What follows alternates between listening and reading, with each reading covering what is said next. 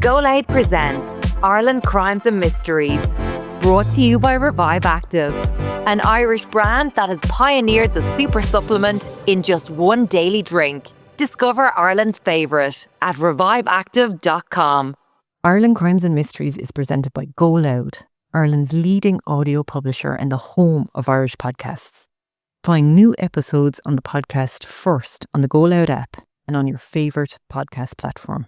Hey everyone, it's Newells here and welcome to Ireland Crimes and Mysteries. Before we begin, I want to share a personal recommendation for our new sponsor, Revive Active. I've always been sceptical of supplements that promise the world, but this is different. It's an Irish company that pioneered the super supplement over 15 years ago. I've been taking it every morning. It is a morning ritual that I look forward to, and I love the confidence it gives me knowing I'm looking after my health and well-being every day. Each sachet contains premium ingredients, scientifically formulated at the correct levels so you feel the benefits. It's one single sachet that delivers so much goodness in a glass in a way that's so much easier than swallowing lots of tablets. You can find them at reviveactive.com or in pharmacies or health food stores nationwide. It's a small change to your day with a big impact.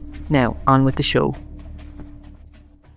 Today's case takes us to County Meath, to a stretch of quiet country road near Rathote called Porterstown Lane, and to a Tuesday evening, the 12th of October, 1971. Una Lynsky was 19. She'd spent that day at her job in Dublin city centre, in the Land Commission office on Upper Miriam Street. Just before 7 that evening, she stepped off the bus at Ferryhouse Road. Her family's house on Porterstown Lane was only a 15-minute walk away. A cousin had travelled out on the same bus. They said goodnight at the stop, and Una set off down the lane on her own. She never reached the house. Somewhere on that short walk, between the bus stop and her own front door, Una Lynsky disappeared. And what came after didn't just devastate her family, it ripped through an entire community. It exposed one of the darkest chapters in the history of Irish policing. It ended with a young man beaten to death in the mountains. It put innocent men in prison, and 54 years on, Una's killer has never been found. This is the story of a murder that destroyed lives on every side. Forced confessions, vigilante revenge, a Garda investigation that went catastrophically wrong, a hunt for one killer that created more victims. This is the Una Lynsky case. I'm Newells and this is Ireland Crimes and Mysteries, and welcome back to this week's episode. Porterstown Lane in 1971 was a close community. Most of the families living there shared the same history. Locals called them the Westies. Families brought east from the west of Ireland back in the 1940s under a land commission scheme. They'd built new lives for themselves in Meath, but they'd held on to that sense of being outsiders together. They stuck by each other. It was a quiet spot, doors left unlocked, neighbours who'd known one another all their lives. It was a place where you would walk home alone without a second thought until that October evening. Within 48 hours of Una going missing, the Garda murder squad was up from Dublin. 13 days after she'd vanished, 3 young local men were taken in and held for days of questioning.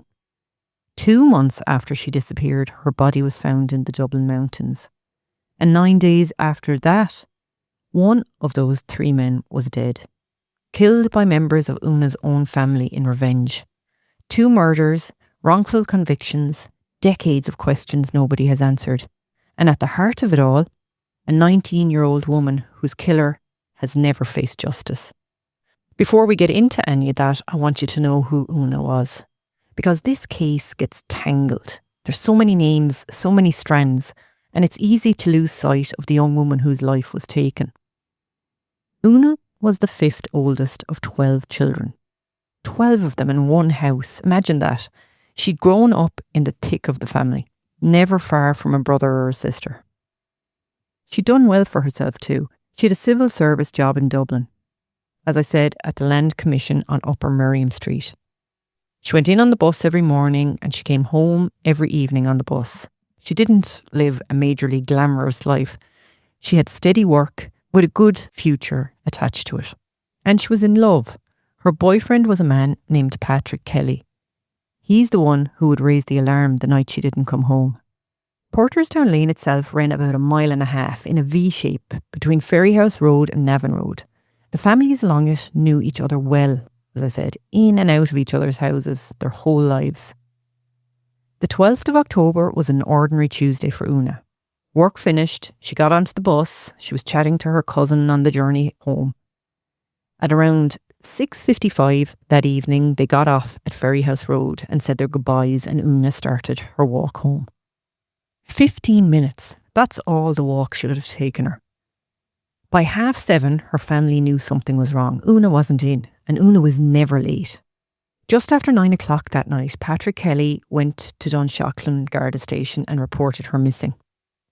The search began straight away. Gardaí, dog units, the sub-aqua team, civil defence, the army, local volunteers. Door to door along Porterstown Lane and out through the fields, the ponds and the ditches all around the area. And very quickly, the Gardaí stopped treating this as a missing persons case. They were searching for a body. What happened to Una on that short walk? Who did she meet on that quiet lane? It would be 2 months before anyone found out. And when they did, it set off a disaster that wrecked multiple families and still haunts Ratoath today. 54 years later, Una's murder remains an open Garda investigation. So what do we know about that evening on Porterstown Lane? Una got off the bus, as I said, at 6:55 p.m. Her cousin went one way at Ferryhouse Road, she went the other, and she started walking towards her house. But she wasn't the only person on the lane that evening. And in the days that followed, as Gardaí went house to house taking statements from anyone who might have seen or heard something that Tuesday, a pattern began to show itself. Witnesses had noticed a car, a large dark-coloured Ford. Some said a Zephyr, others said a Zodiac. There were big distinctive cars either way, and more than one person put a car like that on the lane right around the time Una went missing. One of those witnesses was Una's own cousin, Padraig Gaughan. He told Gardaí about a car he'd seen that evening, and what struck him was how different it was. It was a beautiful car, he said. Well maintained, running smooth. Nothing like some of the battered old cars people drove around the area. And he got a good look at the man behind the wheel. He said he was middle-aged and very well dressed. He wasn't a farmer, he said. A businessman of some description, in his words. Not a young fella, he said. Someone who stood out. Days later, another witness came forward, a local farmer. And one account gives his name as James Connolly. What he described was far more disturbing.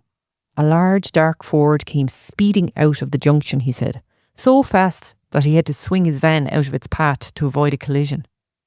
A man was driving, and in the back there was a young girl. She seemed to be struggling with a man who was trying to kiss her. She looked terrified, he said. And by some accounts, there was even a partial registration, a description of the plate, a few letters and numbers with a J in it. A real concrete detail about a real car. You'd expect any investigation to chase that with everything that they had. Other people along the lane told Gardaí they'd heard screams near Porterstown Bridge that night. Screams, a girl struggling in a car, a well-dressed stranger in an unusual looking Ford. All of it on the same evening Una Lynsky disappeared. By the time the statements were gathered in, as many as 10 different cars had been placed on Porterstown Lane that night. And through it all, that mystery Ford and its well-dressed driver kept coming up. Nobody was ever publicly identified as the man driving it. Within 2 days, this was no longer a missing persons inquiry. The murder squad arrived from Dublin. They were the investigation section of the Garda Technical Bureau. The unit called in for serious crimes, the murders, the high-profile cases. And their attention settled on another car that had been on Porterstown Lane that evening. A gold-coloured Ford Zephyr, owned by a local man named Dick Donnelly. Dick hadn't been out alone. He'd been driving around that evening with 2 friends, Martin Conmee and Marty Kerrigan. And that should have mattered enormously. Dick Donnelly's Zephyr was gold. It was old, it was noisy, with an exhaust hanging off it. You'd hear it coming for a mile away. The car witnesses kept describing. The beautiful, smooth-running one Padraig Gaughan spoke about was dark and a newer model. They were not the same car. And some of the people who'd first connected the sighting to Donnelly later weren't even sure of it. But the investigation had landed on Dick Donnelly, and that's where it stayed. 3 young local lads, all of them well known to Una and her family, all living in that same close community. Their own account of that night was completely different. Dick and Martin Co Meath had been working together that day on a local farm. After work, they collected their friend, Marty Kerrigan, from his house and they'd gone for a drive. And this next part is crucial. They told Gardaí they entered Porterstown Lane from the opposite end to Una, from the Navan Road side. And they put their arrival at around 7:10 to 7:15 that evening. Una was off the bus at 6:55, walking straight home. She'd have been inside her own door by 7:10. On their account of the timings, their paths just could never have crossed. As the investigation went on, the Gardaí kept returning to witnesses, interviewing them again and again. And between one version and the next, some of those statements began to change. And before any of the 3 lads were even brought in themselves, 2 other young men from Porterstown Lane were. About 2 weeks after Una vanished, Martin Madden and Sean Riley were taken to Trim Garda Station and held there for hours. Both of them changed their statements that, up to then, had been good for the 3 lads. Keep Sean Riley's name in your head. He comes back into this, decades later, with something important to say about how that happened. One witness became critical to everything. He claimed he'd seen Dick Donnelly's Ford Zephyr in the area at a very precise time that evening. He could be sure of the time, he said, because he'd been waiting on a phone call from England. And if that timing was right, it placed Donnelly's car on the lane just as Una was walking home. Except that detail wasn't in his first statement. It only appeared later, after the Gardaí had been back to him. The man leading the investigation was Detective Sergeant John Courtney. Years afterwards in a courtroom, he was asked straight out why those early statements had never been disclosed. He gave no explanation. And when the repeated interviewing was put to him, Courtney's evidence was that it often happens, that they had to go back to witnesses 4 or 5 times to get the full facts out of them. So statements were shifting, local men were being taken in and leaned on, and the version of events the Gardaí were building pressed harder and harder on the 3 lads and drifted discreetly away from that dark car and its driver. All the while, the searching went on. Fields, ditches, ponds, the sub-aqua unit in the water, dogs on the ground, volunteers out walking the lanes. Everyone was looking for Una. October turned into November and there was still no sign of her. The papers at the time reported that Gardaí believed Una was dead and that her body might have been moved more than once, that they felt they were close, that a big search was coming. But Una wasn't in the ponds. She wasn't in the fields around Porterstown Lane. She was somewhere else entirely, and it would be 2 months before anyone found her. 2 months. That's what Una Lynsky's family endured. 2 months with no idea where she was. 2 months of hoping against hope that somehow she might still be alive. 2 months of searching. Then, on the 10th of December 1971, a local farmer named James Williams was clearing a drain at the side of a road near the pine forest on Glendew Mountain, close to Glencullen. Something across the bank caught his attention, maybe 7 or 8 yards from the road. A metal fire grate, sitting on top of a piece of black felt in the middle of a clump of bog flowers. Gorse bushes piled around it. It looked wrong to him. He took a shovel and pulled some of the gorse back to see what was underneath. And underneath, he found a body. It was Una. She was identified by her jewellery, pieces her boyfriend Patrick had given her. The jewellery she'd been wearing the day she disappeared. She'd been found about 30 miles from Porterstown Lane, up in the Dublin Mountains, hidden under bushes at the side of a road. The state pathologist, Professor Maurice Hickey, carried out the post-mortem. But by then, Una's body had been in the mountains for 2 months. Decomposition was far too advanced. He could not establish a cause of death at all. We don't know how Una was killed. It was never determined. It still hasn't been. Una was brought home and her family buried her in the local cemetery. After 2 months of searching, of hoping, of praying for a miracle, they had their daughter back, just not the way they'd wanted it. The community of Porterstown Lane was devastated. A young woman of 19 who'd done nothing more than step off the bus and head for her own front door had been murdered. Her body was dumped in the mountains like she was nothing. People wanted answers, they wanted justice, and they wanted it fast. Those 3 men the Gardaí had questioned back in October, Dick Donnelly, Martin Conmeath and Marty Kerrigan. They'd been brought to Trim Garda Station on the 25th of October and held there through a long stretch of questioning. During that time, both Martin Conmeath and Marty Kerrigan signed statements. When they were released on the 27th, all 3 said the same thing. They'd had nothing to do with Una's disappearance. They'd been put under pressure during questioning and they'd been let go without charge. Now, with Una's body found, tensions on Porterstown Lane went through the roof. The atmosphere turned poisonous. This close-knit cluster of families, the Westies, who'd held together for decades, was splitting apart.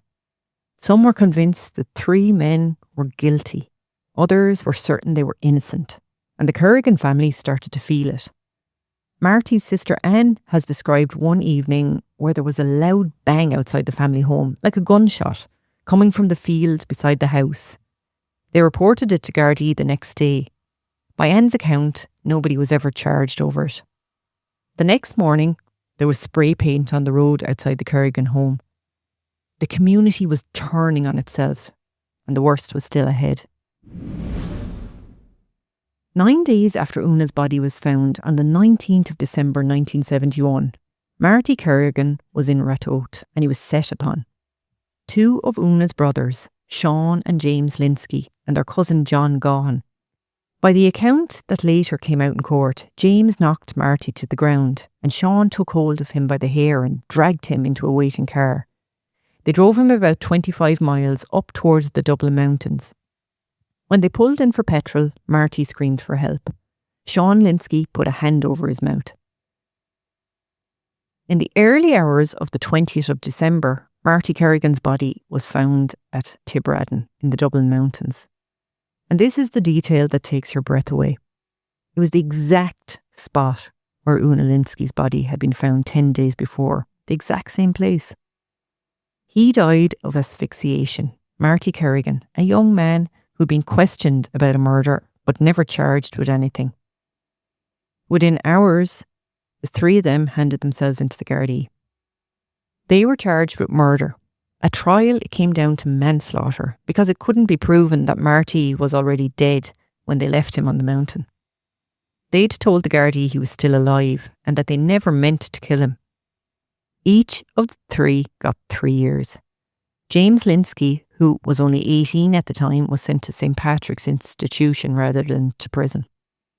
So now 2 young people were dead. Una Lynsky, murdered by someone unknown, and Marty Kerrigan, killed by Una's own family members in what appeared to be an act of revenge. But the Gardaí weren't finished, because those statements from October still existed. The ones Martin Conmeath and Marty Kerrigan had signed during their time in Trim. On the same day the Lynskys brothers and John Gaughan gave themselves up, Dick Donnelly and Martin Conmeath were taken in and questioned again about Una's murder.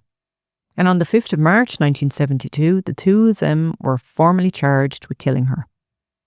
Their trial would come later that year, and what happened at the trial and across the decades that followed would expose one of the most serious miscarriages of justice in Irish legal history. But to understand what comes next, you need to understand who was running this investigation. You need to understand the Garda murder squad of the 1970s, and you need to understand what would later become known as the Heavy Gang. This is where the case widens out, because this isn't just about one investigation, it's about a pattern that would emerge across the 1970s and into the 1980s. The same group of Gardaí, the same interrogation methods, the same reliance on confessions. The murder squad in 1971 was part of the Garda Technical Bureau. Every other section of the bureau had a specialist technical skill: fingerprints, ballistics, photography. The murder squad were known for something else. They were known as skilled questioners, skilled at taking statements, skilled at getting confessions. The lead detective on the Una Lynsky case was Detective Sergeant John Courtney. You've probably heard that name before in other episodes I've done. Over his career, he rose through the ranks to become detective superintendent and the head of the investigation section. And he worked some of the most serious crimes Ireland has seen. By all accounts, he was respected, a legendary figure in Irish policing to plenty of people. But his name and the names of several other detectives would come up again and again in cases where suspects alleged they'd been assaulted in custody. Cases where confessions were later challenged. Cases that ended in wrongful convictions. And I want to be absolutely clear on this. Detective Sergeant Courtney has never been charged with any crime. No court ever officially found that he abused suspects. He maintained throughout his career and after his retirement that he never ill-treated anybody in custody. And when he gave evidence in court in 2010, he testified that there was no such thing as a heavy gang in An Garda Síochána. But the allegations kept coming, case after case, the same names in the witness box. So what happened to Dick Donnelly, Martin Conmee and Marty Kerrigan when they were brought into Trim Garda Station on the 25th of October 1971? The three of them were taken in at around 10 o'clock on a Monday night. They were held until the Wednesday, around 45 hours, going by the court judgment. And in the judgment's own wording, admittedly, without sleep. They were separated, put into different rooms and questioned hard, hour after hour. Martin Conmee described those hours in court years later. He said he was questioned by Detective Sergeant John Courtney and a Garda named Gilday. He was called a murderer, asked over and over where Una was. For more than 4 hours, he held to his story. Yes, they'd been on the lane. They'd come in from the Navan Road end, around 7:10 or 7:15. They hadn't seen Una. They knew nothing about her disappearance. Then, by Martin's account in court, Gilday got angrier and angrier. Martin testified that Gilday punched him. He described it as not just physical torture, but mental torture. He said he was terrified. And eventually, Martin said, he gave them what they wanted. He signed a statement saying they'd given Una a lift that night. After that, by his account, his mind just went blank. He couldn't remember anything else. Marty Kerrigan, in a separate room, signed some form of statement too. His was partial, disjointed. And like Martin, he later said he'd only signed because he was desperate to go home, desperate for it to stop. Dick Donnelly signed no confession. Then it was over. They walked out of Trim on the 27th of October. No charges, nothing. All three swore they'd nothing to do with Una's disappearance. All three said they'd been mistreated to get those statements out of them. Then Una Lynsky's body was found. Then Marty Kerrigan was killed. And then, in March of 1972, Dick Donnelly and Martin Conmee were charged with Una's murder. The trial ran in the summer of 1972 in the Central Criminal Court before Mr. Justice Henshey and a jury. It lasted 13 days, and it came close to falling apart because the accused and several of the witnesses openly disputed statements they'd given earlier. The prosecution leaned heavily on those statements from Trim. The case against the men was, in the court's own words, entirely circumstantial. It rested on placing them on that lane during the short window when Una was walking home. The journalist Mick Clifford, who has written about this case, has reported that the Gardaí had a theory of their own, that Una had somehow been struck or got into a car and something happened. But that was their thinking. It was never proven. And bear in mind, no cause of death was ever established. The state pathologist couldn't say how Una died. So the prosecution was building its case on signed statements. Statements the men said had been forced out of them. At trial, both defendants maintained their innocence. They gave evidence about what had happened in Trim Garda station, the allegations of assault, the pressure, the fear. But they were convicted, not of murder, but of manslaughter. On the 14th of July 1972, Dick Donnelly and Martin Conmee were each sentenced to 3 years, and they began those sentences in Mountjoy Prison. Martin Conmee served his full 3-year sentence. He maintained his innocence the whole way through, and it would be decades before justice reached him. For years, there was nothing Martin Conmee could do. His first appeal had failed, and under the law as it stood, that was the end of the road, no way back into a court. What changed? It was a new law. The Criminal Procedure Act of 1993, brought in after a run of notorious miscarriages of justice, the Guildford 4, the Birmingham 6, and here at home, Nicky Kelly and the Salins case. It gave people a route back. If a newly discovered fact showed there'd been a miscarriage of justice, you could go to court and ask to have your conviction quashed. And then Sean Riley came forward, the same Sean Riley who'd been taken into Trim before the 3 lads ever were, and leaned on to change his statement. He'd carried what he carried for nearly 40 years. He was the only one of those witnesses still alive, and he finally told it. That he'd been severely and unlawfully pressurised by the Gardaí into changing his account, and that the pressure had included physical assaults. In November 2010, 39 years after that night in Trim, the Court of Criminal Appeal quashed Martin Conmee's conviction. And when the court laid out its reasons, they were damning. The Gardaí had been holding the original statements all along, the first versions given by Riley, by Madden, and by a third man, John Shevlin. Those originals didn't put Conmee on that lane in the 15 minutes that really mattered to the investigation. If anything, they helped him, and they were never handed to the defence. The court found the originals radically inconsistent with what those same witnesses said at trial, and that no explanation was ever offered for the change. There was, the court said, no incriminating evidence that Conmee was involved at all. And those suppressed statements weren't just unfair. The changed versions were the very thing that had dragged those 3 lads into Trim in the first place and kept them there, in the court's own words, admittedly without sleep, for some 45 hours.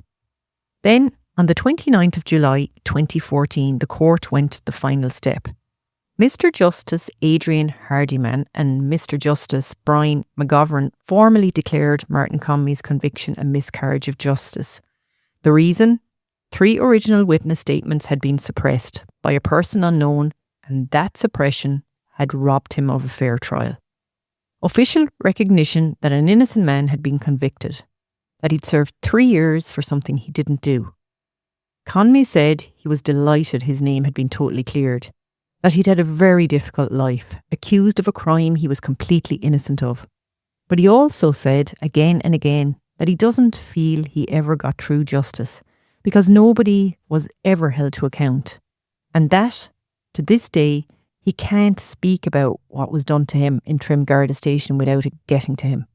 Martin Conmee did eventually get an apology. More than one, actually. I'll come back to that. But Marty Kerrigan got none of it. He was dead, killed by Una's family, who believed he was guilty. Killed because the Gardaí had convinced the community he was involved. He never got the chance to appeal, never got to clear his name, and a cloud has hung over his memory ever since. And Dick Donnelly? His conviction was overturned in 1973. He was found not guilty. But that wasn't the end of it for him. Because there were people in the community who decided he'd simply got off on a technicality. Before he died, Donnelly spoke to RTE reporter Mick Pilo, and he put it as plainly as he could. He said, there needs to be no more grey areas. He wanted people left in no doubt that he and the others were innocent. He married Marty Kerrigan's sister Anne, and she made a promise that they would never, ever stop fighting until his name was cleared. And this is the bitter part. Unlike Martin Conmee, neither Dick Donnelly nor the Kerrigan family ever received a state apology, or any acknowledgement at all from An Garda Síochána. Now, the Una Lynsky investigation wasn't an isolated incident.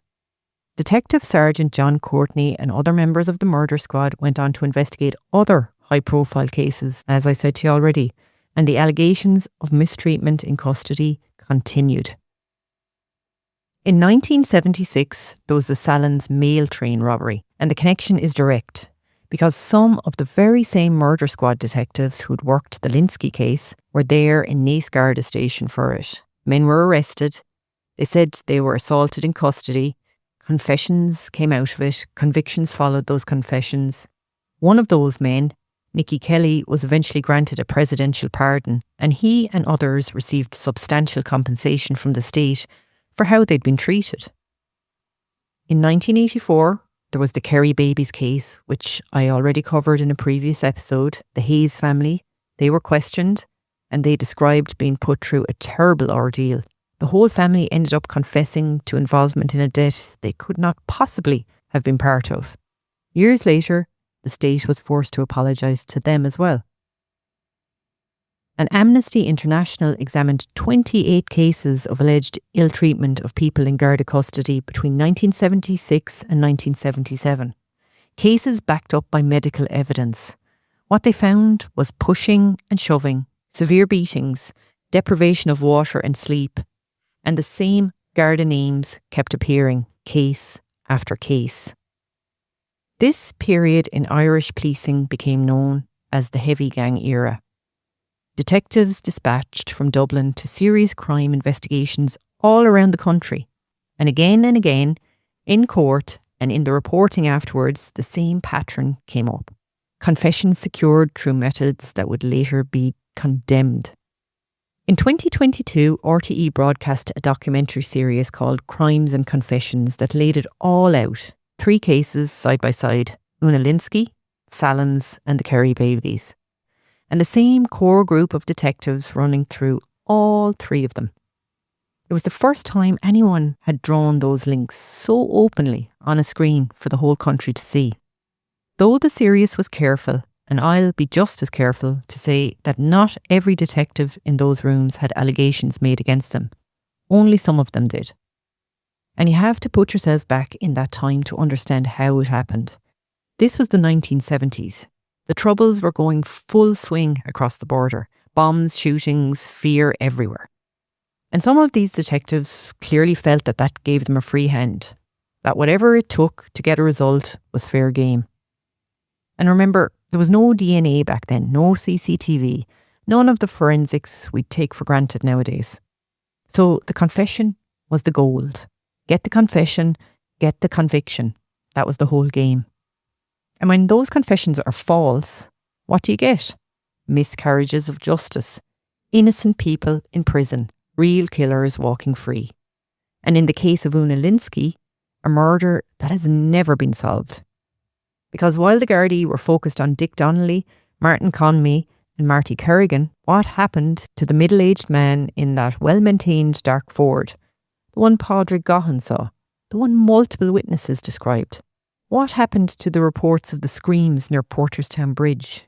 To the witness who saw a girl struggling in a dark car? Mick Clifford, in his reporting on the case, has made the point bluntly. The witness accounts of that strange car and its driver were never properly followed up. A clear lead and nobody chased it down the way they should have. We don't know who killed Una Lynsky. We may never know. But this much is certain. 3 young men were identified as suspects on grounds the courts would later treat as flimsy. Statements were taken in circumstances that are, at the very least, deeply troubling. 2 of those men were convicted. One served 3 years for a crime he didn't commit. The other was murdered before he ever faced a trial.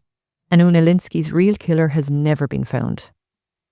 In October 2023, on the 52nd anniversary of Una's disappearance, An Garda Síochána held a press conference. The Garda Commissioner had directed the Serious Crime Review Team to conduct a full review of the case. Not just Una's murder, both murders, Una Lynsky and Marty Kerrigan. Detective Inspector Des McTiernan was appointed as the reviewing officer. And standing in front of the media and the families, he said something very important. That you can't review the murder of Una Lynsky without reviewing the murder of Marty Kerrigan. Because, unfortunately, one is linked to the other. The review team drew up 18 specific terms of reference. They met with all 4 families, the Lynskys, the Kerrigans, the Donnellys, the Co Meaths. And McTiernan said the team would go through everything. All the material from every investigation, past and present. And interview everyone still living, the witnesses, the people who made statements, and the Gardaí from the original investigation who were still alive. He was straight about 2 of the hardest questions. Whether the Kerrigan family are owed an apology, and whether the actions of the Gardaí back then actually contributed to Marty Kerrigan's death. He called that an issue under review. A senior guard in 2023 saying out loud that the force he serves may have helped set in motion the killing of an innocent man. Because this case didn't just destroy 2 young lives, it devastated 4 families. And McTiernan was clear that it still weighs on the community in Ratoath today. Look at what each of those families have lived through. The Lynsky family lost Una, and 54 years on, they still don't know who took her. That's what the review means to them. A chance finally at some clarity about what happened to their daughter.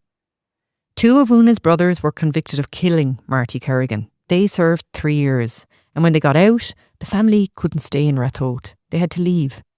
They had Una's body exhumed from the local cemetery and reburied in County Kildare. They walked away from the community they'd been part of for decades.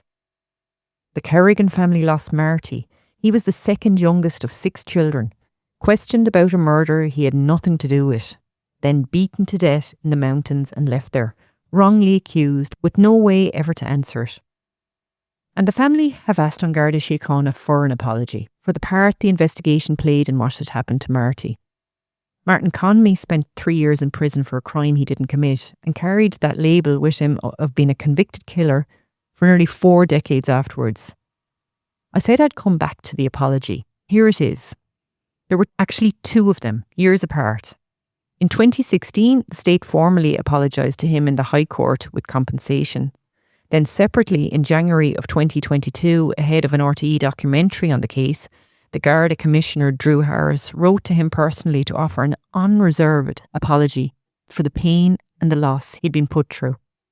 Dick Donnelly was also convicted, though his appeal succeeded. But an overturned conviction doesn't erase the years of suspicion, the trial, the verdict itself. He lived his whole adult life with this hanging over his head. And Dick Donnelly died before that RTE documentary aired in January of 2022. He didn't live to see the full review of the case.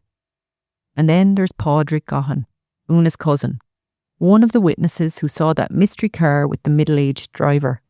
He believed in the innocence of the 3 men from the very start, and he fell out with his Lynsky cousins over it. That side of the family were split too. He later married Martin Co Meath's sister. So even within the extended family, there are fractures that simply have never healed. Detective Superintendent McTiernan, speaking in 2023, said he believes there are people in Ratoath who have their own story to tell about what happened in 1971. People who maybe never got the opportunity to speak up back then for whatever reason. People's loyalties change, he said. They reflect on things. It's been 52 years. He wants to do the right thing by the families involved. He also said he was very conscious that some of the members involved in the original investigation are still alive today. He didn't want them to think this was a witch hunt. It's all about clarity and transparency, he said. And Mick Clifford, writing in the Irish Examiner, put the central problem as starkly as it can be put. McTiernan and his team, he wrote, will have to decide whether, as the allegations have it, the murder squad of 1971 picked the wrong suspects and then tried to build a case around them by intimidation, by assault, and in the end, by organised perjury. Clifford pointed out that if the review found that, It would be the first official recognition that this kind of conduct went on inside An Garda Síochána. And he raised the obvious question, whether a review like this might be better handled by an outside agency, a senior counsel, a retired judge, someone who doesn't have, as he put it, skin in the game. That these families were badly wronged is not speculation. It's established fact. Martin Conmee holds an official certificate declaring his conviction a miscarriage of justice. Dick Donnelly was acquitted, and Marty Kerrigan was murdered because people believed he was guilty of something he had no involvement in. So what are the unanswered questions? The biggest one is obvious. Who killed Una Lynsky? Look at what was sitting there. Up to 8 witnesses describing a dark Ford that wasn't Donnelly's, a driver, heavy-set, middle-aged, maybe 45 to 50, with a red-faced appearance and greying hair. A young girl seen struggling in the back. A partial plate. That man was never publicly identified, and according to the people who've gone back over this case, those leads were never properly chased. Mick Clifford, who spent years on it, obtained the files of a private investigator who dug up material the Gardaí had either missed or ignored.